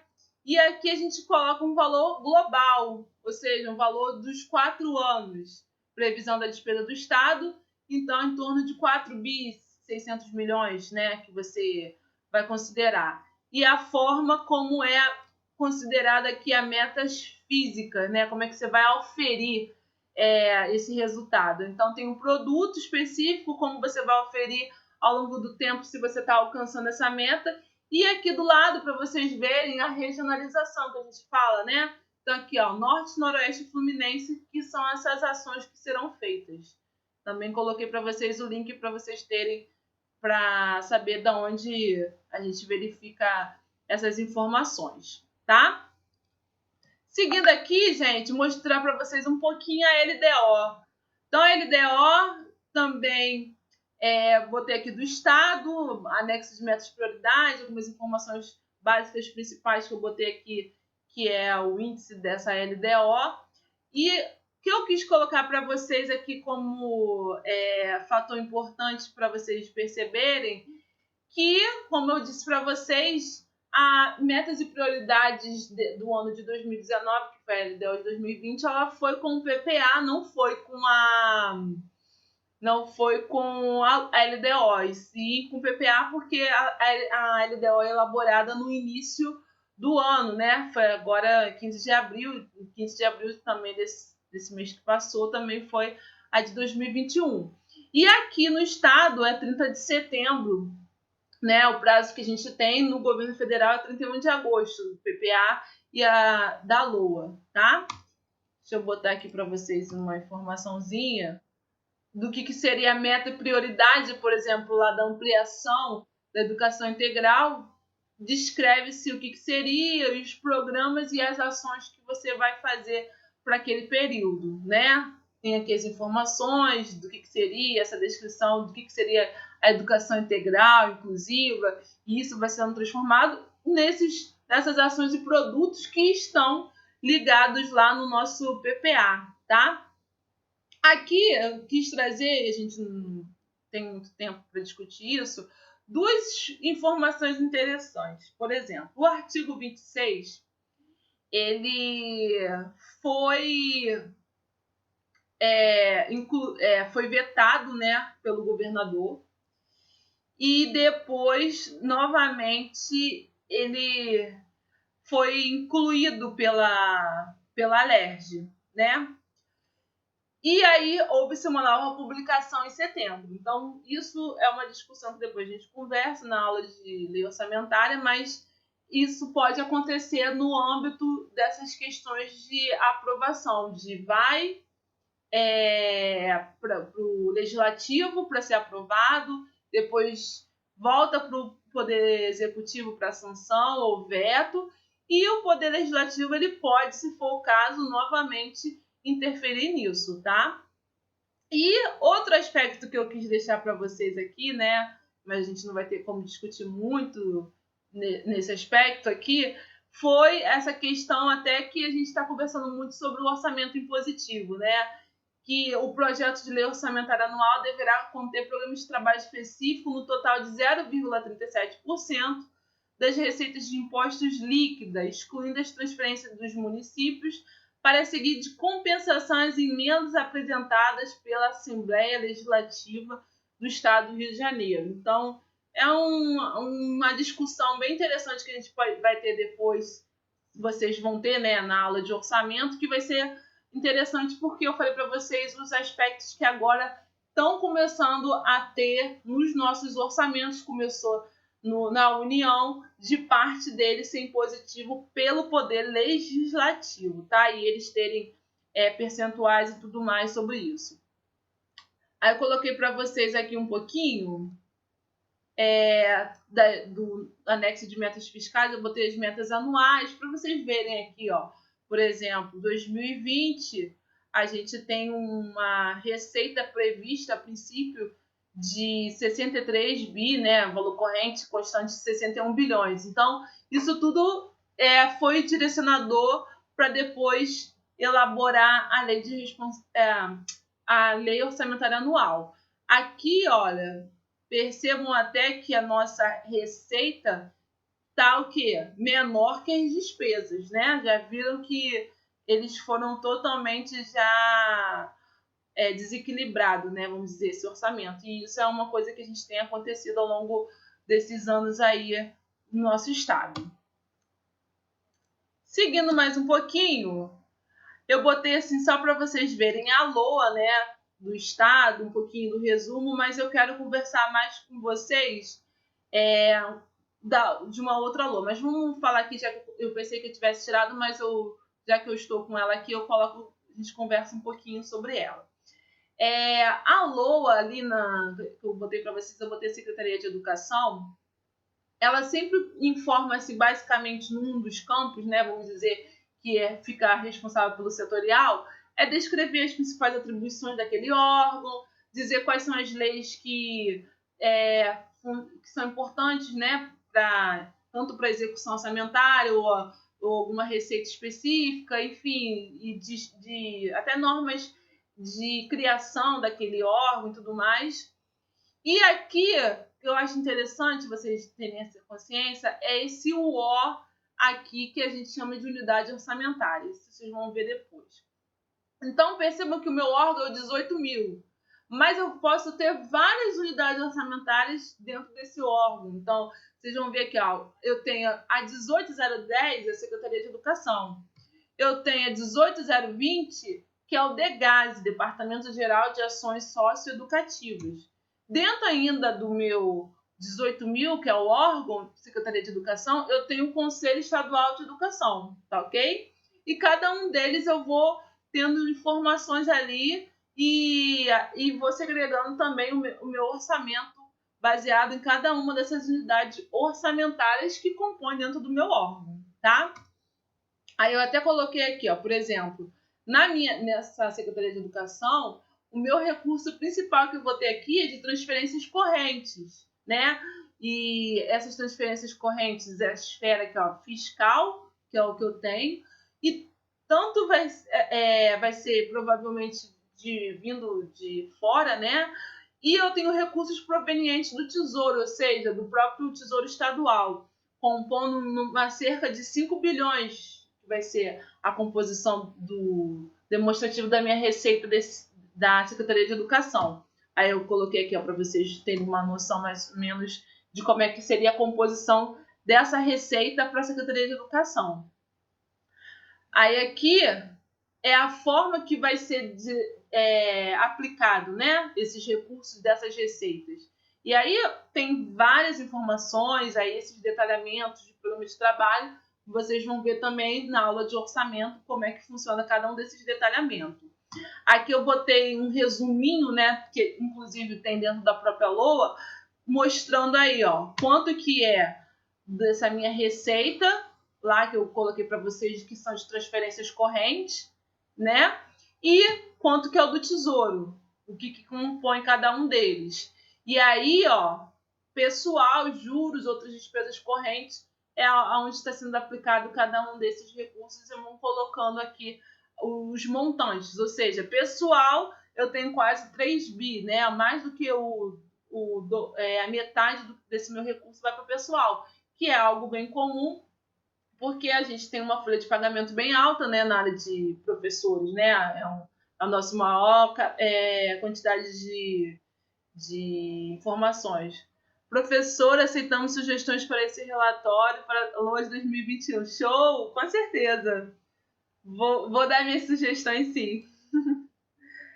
Então, pessoal em encargos sociais é a principal aqui, né? Outras despesas correntes é praticamente a segunda parte, que é a manutenção desse custeio, né? A manutenção dessa toda característica que existe da Secretaria de Educação. E aqui, gente, eu trouxe para vocês a LOA do município do Rio de Janeiro. Quis trazer também de um outro ente, né? E bem interessante que eu dei uma lidinha rápida, né? É um orçamento alto também, um orçamento de 30 bi, né? Acho que é 32.800 milhões que eu tinha visto a última parte. Também tem vários detalhamentos, coloquei aqui um índice para vocês com alguns detalhamentos específicos. E aí, já falando, eu não olhei todas essas questões da LOA, eu achei bem interessante esse detalhamento que o município fez, que foi essa parte aqui do resumo por despesa por função. Eu acredito também que do Estado tenha, mas eu achei bem interessante aqui passar para vocês esse detalhamento aqui por função do município do Rio, porque eu consegui até tudo numa página só, bem detalhado. E aí, até quando vocês forem também estudar na parte de Contabilidade Pública, esse relatório também é bem interessante. E aí aqui eles colocaram um percentual de quanto isso representa, né, do meu orçamento. Ou seja, eu tenho um orçamento mostrando tanto de recurso do Tesouro, a primeira coluna de valores, né, 25 bi, quase 26 bilhões. Eu tenho recurso de outras fontes, né, que não seriam provenientes a tributos, né, impostos principais, 7 bi, e quanto que é o total, então, 32 bi desses valores que vão ser aplicados nessas áreas, né? E aí, aqui, ó, se vocês perceberem, deixa eu marcar aqui que eu achei interessante, educação é o principal, né, aplicação que esse ente vai ter. Depois, a Previdência Social foi um dos principais também. Saúde vem em terceiro lugar. Encargos especiais, olha lá, gente, 11%, em torno de 3.600 milhões. E urbanismo, em torno de quase 9 bilhões. Não, desculpa, 9%, que é em torno de quase 3 bilhões. Então, só esses aqui que a gente está marcando já é cerca de 70%, né? Estou cheio de quadradinho, 70%, isso mesmo. 70% da aplicação dos recursos. Então, percebam que 5 itens vai praticamente toda a aplicação do seu recurso financeiro. É claro que, por exemplo, tem até um outro aqui que eu não quis colocar, que é a administração. Se vocês verem, é o terceiro item. Está com quase 9%, mas a gente sabe que a máquina realmente da administração tem de ter esse aspecto mesmo. Mas aí é interessante uma análise dessa, né? Até você como gestor e vendo como é que está sendo aplicado o recurso, você já tem uma análise rápida para onde está indo todos esses recursos, essas aplicações que estão sendo geradas, essas origens de recursos, onde está sendo aplicada pela função daquele ente, né? Então, eu trouxe para vocês terem uma noção. Então, fechando isso aqui, na melhor forma de conquistar o que deseja é acreditar que consegue. Alguém está com alguma dúvida do que a gente acabou de falar? Quer completar com mais alguma informação?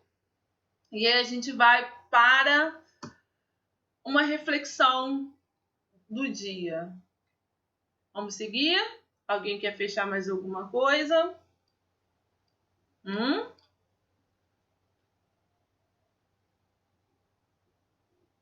Então, vamos seguir, tá? Então, olha só, gente. Novamente, como falei para vocês, tinham muitos... nossa, não tem, assim, tem muita coisa legal que pode ser discutida de reflexão, principalmente sobre esse aspecto de Covid, né? Que está acontecendo o tempo todo. Mas eu quis trazer até um assunto, não sei, vou falar para vocês que uma parte não sei como é que está o status disso, desse assunto que eu trouxe, porque eu não consegui acompanhar ainda hoje, mas até onde eu acompanhei eu vou trazer e até para a gente conversar, que eu acho que pode acrescentar bastante para vocês, inclusive até como sugestões talvez aí nas assembleias legislativas, na Câmara, enfim, falar com os secretários e tudo mais. Que é o seguinte, né? Voltando a essa questão de Covid, eu quero falar um aspecto que muito está se debatendo, né? Por quê? O medo que existe do gestor público, que a gente fala, de você começar a ter celeridade para resolver as coisas, né? Atender essas demandas da população, mas ao mesmo tempo você não se prejudicar sobre o aspecto legal, né? E depois que a gente fala de dano ao erário, né? Tribunais de contas, tudo isso, né? Que pode surgir. Um dos grandes desafios da velocidade para a máquina pública é esse, porque a gente tem tantos arcabouços legais que definem o que você deve fazer, tantas etapas para uma execução de uma despesa, de uma contratação de um serviço e assim por diante. Como você vai ser célere num momento desse e com todos esses arcabouços que definem as ações que você deve fazer, né? Então, eu coloquei para vocês aqui que tipo de instrumento poderá ser utilizado para impedir que os gastos emergenciais que serão gerados por conta da pandemia do novo coronavírus sejam misturados ao orçamento da União, né? E, ao mesmo tempo, promover uma condição especial que tenha um condão de garantir agilidade ao atendimento às vítimas e evitar um colapso social no país. É algo que vocês estão ouvindo aí. Antes de eu passar, que vocês já devem ter ouvido falar. Vocês sabem do que eu estou falando nesse slide?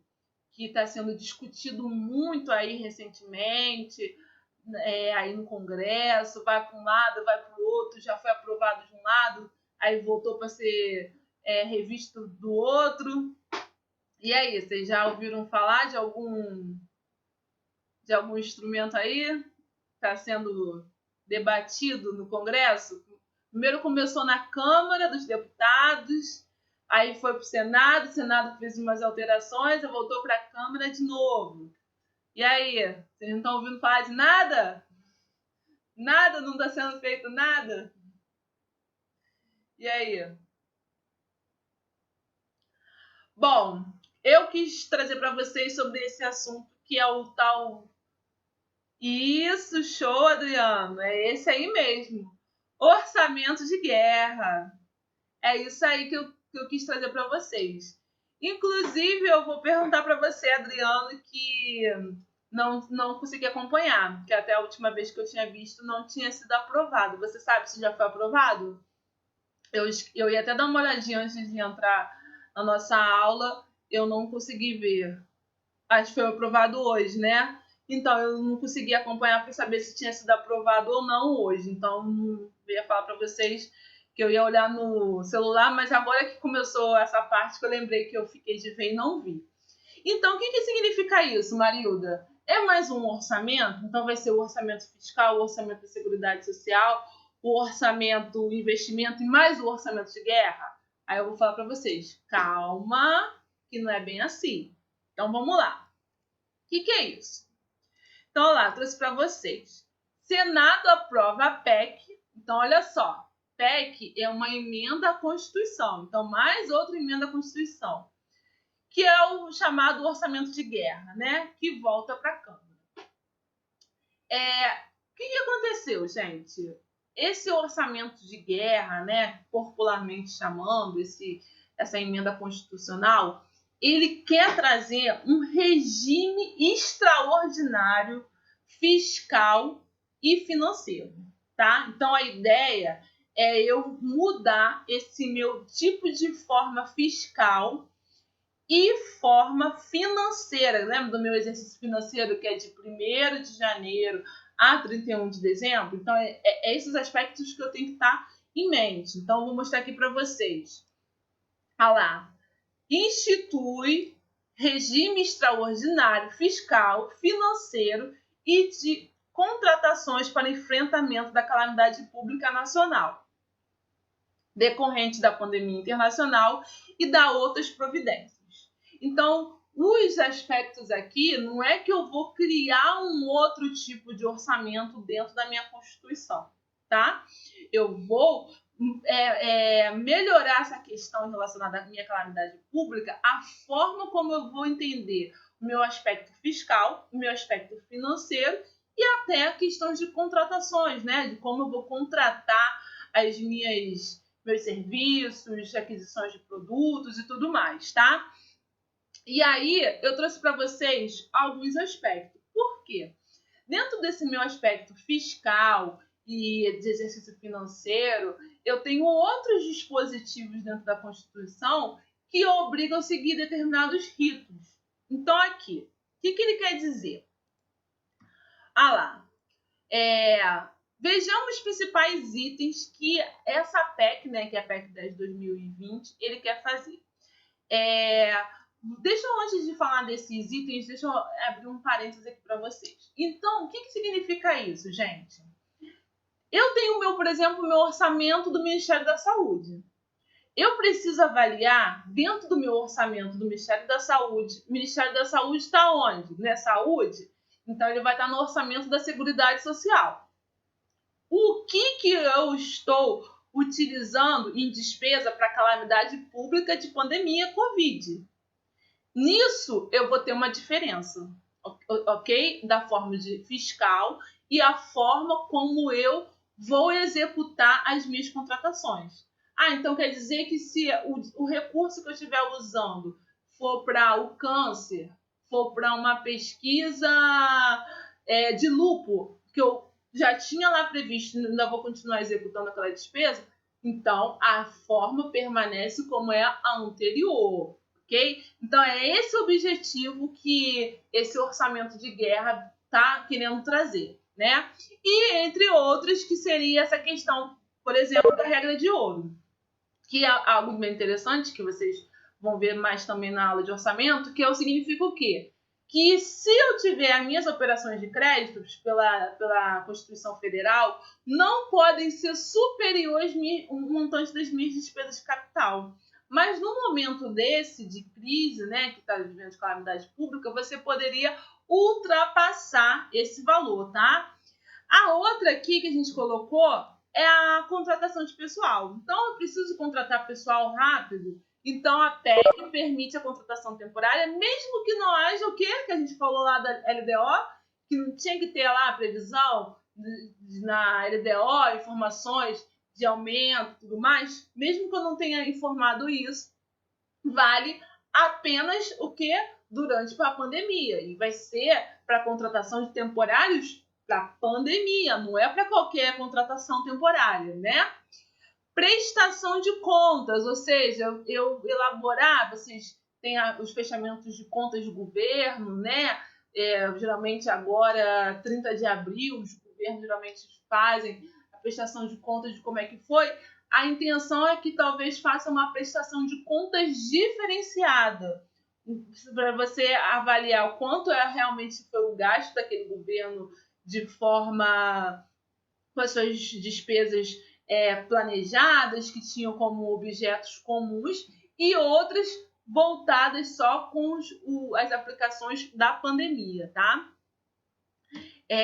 Voltando aqui, outras características que eu botei para vocês também é a questão de transparência, só que esse aqui que eu coloquei até saiu um outro aspecto que foi do Banco Central, eu copiei o item errado da informação, mas a questão da transparência aumentar em relacionada a isso. Insumos de saúde. A União deve adotar critérios objetivos, como você vai distribuir entre os estados, isso tinha que estar claro.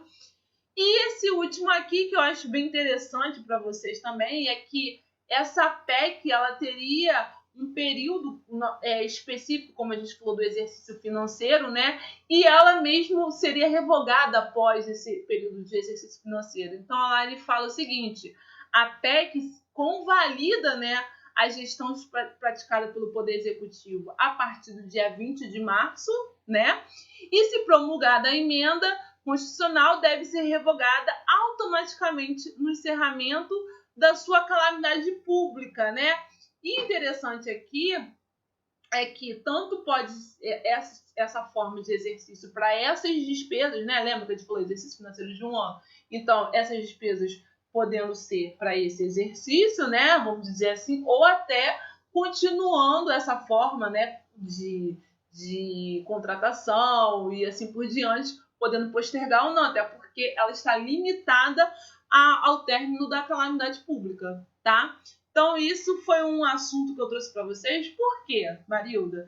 Porque, assim como a União está fazendo essa análise, o próprio Estado pode, daqui a pouco, propor para o Poder Legislativo, né, ou até o próprio Poder Legislativo pode estar discutindo essa forma diferenciada de análise, né, dessas contas públicas voltadas para a pandemia, assim como o próprio município também, essa questão de uma emenda, né, na lei orgânica, assim como uma emenda na Constituição Estadual, para que realmente venha a ser diferenciado e até o foco, né, de ser claro por que determinadas contratações saíram diferentes, por que aquele regime de despesa pode continuar ou não, e assim por diante, tá? Então, eu quis trazer para vocês. Se depois eu vou dar uma olhadinha como é que foi a aprovação dessa emenda, e aí eu trago para vocês se realmente já tivesse sido aprovada, porque como ainda estava na parte de muitas mudanças, né? Veio da Câmara, a Câmara aprovou, aí o Senado já tinha feito algumas alterações, aí se a Câmara dos Deputados não tiver feito mais nenhuma alteração ao projeto, então aí de fato finaliza, né, vai para a sanção. Só que se tiver tido feito alguma outra mudança, aí vai voltar novamente para o Senado Federal, tá? E aí, gente, vocês foram tranquilo para vocês esse assunto? Eu trouxe para vocês porque eu achei que poderia contribuir mais do que outros aspectos que estão sendo discutidos, outras medidas provisórias, né? Porque o que mais está tendo ultimamente agora no nosso governo federal é medida provisória, né? Com essa mudança. Mas provavelmente vocês vão ver isso na aula de orçamento também, então vai ser interessante. E a gente finaliza essa aula de planejamento e orçamento agora, com foco agora para a política tributária, tá? E aí, vocês querem contribuir com mais algum assunto? Querem tirar alguma dúvida?